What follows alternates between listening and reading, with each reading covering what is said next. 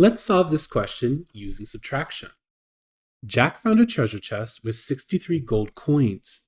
He decided to share them with his friends. He gave 18 coins to Sarah and 14 coins to Mike. How many gold coins does Jack have left? So I'm going to solve this question twice. In the first option, I'm going to break it down step by step. And in the second option, I'm going to do things a little bit quicker. And we're going to compare the two answers, and they should be the same. So let's start with the first option. So Jack started with 63 gold coins, and he decided to share them with his friends. So he gave 18 coins to Sarah. So we're going to do 63 minus 18. Let's start. 3 minus 8 is not doable, so I need to borrow so that this becomes a 13 minus 8. 13 minus 8 is 5, and now I'm left with 5 in this column. 5 minus 1 is 4.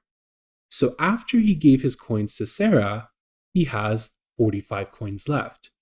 Now with these 45 coins, he decides to give 14 coins to Mike. So we're going to do 45 minus 14.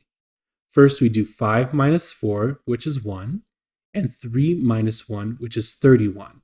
So in total, Jack has 31 coins left. Now, let's try to do this in one mathematical operation. So we're going to start with 63 minus 18 minus 14. So here we have the original 63 coins that Jack has.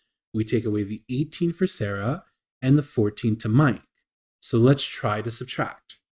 3 minus 8 doesn't work again, so I need to borrow. So this will turn into a 5, and this will become 13. 13 minus 8 is 5, minus 4 is 1. In this column, 5 minus 1 is 4, minus 1 is 3. So you can now see that doing both operations at the same time will actually give us the same exact answer. So as a final answer, Jack will have 31 coins left.